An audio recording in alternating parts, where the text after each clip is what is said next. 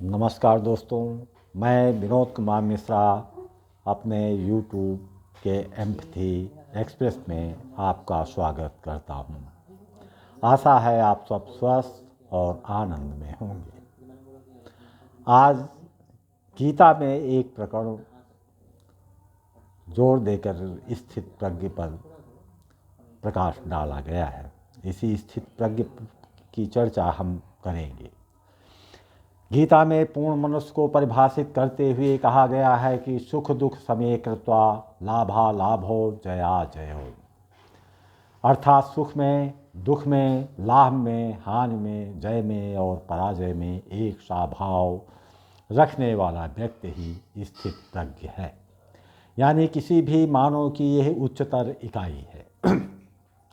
यह स्थित चाहे कर्मयोग, भक्ति योग या ज्ञान योग किसी भी पथ से आए यह माने नहीं रखता है।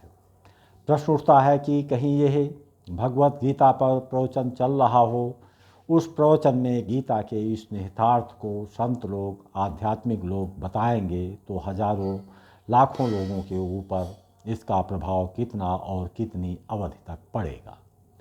कहने में आसान है कि सुख दुख, लाभ हानि, जय पराजय में समभाव बने रहना चाहिए, लेकिन ऐसी ही स्थिति का विकास मेरे भीतर अंकुरित होकर एक वृक्ष का रूप धारण कर ले, यह उतना ही कठिन है। जब कोई गीता का उपदेश दे रहा हो तो गीता में उल्लिखित है उसे जीवन में किन गुणों के माध्यम से कौन ऐसे विष के वृक्ष हों, उसे समाप्त करने के लिए किसका सहारा लिया जाए, कौन से बीज रोपित किए जाएं जो अपनी जड़ों को गहराई तक ले जाने में सफल हो सके। वह बीज जो फूटे, जब वह अंकुरित हो, जब वह बड़ा हो, उसमें ऐसे पुष्प लग जाएं, ऐसे फलों से वृक्ष लद जाए जिसके सेवन मात्र से सुख दुख, लाभ हानि, जय पराजय से उत्पन्न होने वाले हर्ष से, विषाद से, मान सम्मान से अछूता रहकर समभाव में बना रहे। इसके विपरीत यदि गीता का यह छोटा सा वाक्य कहकर यह कह दिया कि देखो भाई, गीता में कहा गया है कि मनुष्य को सुख दुख, लाभ हानि, जय पराजय की चिंता किए बगैर एक समान रहना चाहिए, इसका प्रभाव तो सुनते वक्त तक रह सकता है, अधिक से अधिक 1-2 दिन रह सकता है। कारण जो गीता में कहा गया उसे कहने वाला भी गहराई में नहीं जाता है। जितना ये कहने में सरल है, आप गहराई में जाएंगे तो उतना ही कठिन है। सबसे पहले हमें उन कारणों में जाना होगा जिसके चलते सुख और दुख से हम प्रभावित होते हैं, लाभ और हानि से हम हर्षित या विचलित होते हैं, जय में हम गौरव का अनुभव करते हैं, पराजय में बेबसी और लाचारी का अनुभव करते हैं। ये सब किन गुणों के अंदर होने से हम अनुभव करते हैं, जब तक हम इसे गहराई से नहीं समझ लेते तब तक समभाव बने रहने की दिशा में एक कदम भी आगे नहीं चल सकते हैं। अब चलते हैं सुख दुख में हम प्रभावित क्यों होते हैं। यह सत्य है कि मनुष्य एक भौतिक प्राणी है। भौतिक प्राणी होने के नाते वह अंदर कुछ विशिष्ट लालसाओं, वासनाओं एवं आकांक्षाओं को पार रखता है। उसी आकांक्षाओं को पूरा करने के लिए वह कोई उद्यम भी करता है। यह उद्यम का आधार है कि जब वह अपने किए गए उद्यमों से लाभ अर्जित करेगा तो उसकी लालसाओं की पूर्ति हो सकती है, फलस्वरूप उसे सुख का अनुभव होगा। इसके विपरीत यदि उसे हानि होती है तो उसकी आकांक्षाएं, लालसाएं, वासनाएं सभी अधूरे रह जाएंगे। ऐसे में उसे दुख का सामना करना पड़ सकता है। यह जीवन की वास्तविक दशा है। अब चलते हैं जय और पराजय की अनुभूति क्यों होती है। जय पराजय का भाव उनके अंदर इसलिए आते हैं क्योंकि ऐसे व्यक्ति के अंदर अहंकार के गुण प्रचुर मात्रा में पाए जाते हैं। अहंकार की संतुष्टि विभिन्न स्रोतों से प्राप्त होते हैं। अहंकार का गुण क्यों आता है, इसकी विवेचना हम पहले कर चुके हैं। अहंकार की संतुष्टि कैसे होती है, उसकी श्रेष्ठता को, उसके वर्चस्व को दूसरे या कहें कि उसके प्रतिद्वंद्वी द्वारा स्वीकार करने में ही प्राप्त होती।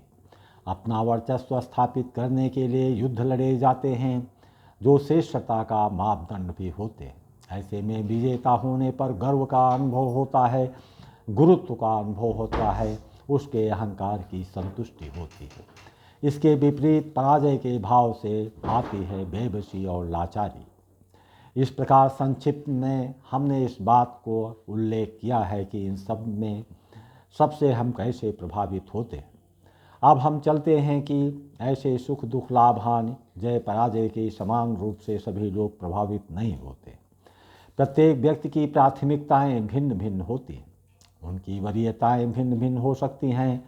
यहाँ पर कुछ उदाहरणों को रखना चाहता हूँ। मान लीजिए कोई व्यक्ति संसाधनों को वरीयता देता है, ऐसे में उसके संसाधन समाप्त हो जाएं, अत्यधिक हानि हो जाए तो वह गहरे विषाद में चला जाएगा। दुखी होगा कोई है जो मान सम्मान को सबसे मूल्यवान मानता है और उसका मान सम्मान समाप्त हो जाए तो वो अपने आप को घोर अंधेरे में जकड़ा हुआ महसूस करता है। कोई जो अपने को शक्ति का पर्याय मानता हो, यदि उसे पराजय का सामना करना पड़े तो उसे मृत्यु तुल्य पीड़ा का अनुभव होता है।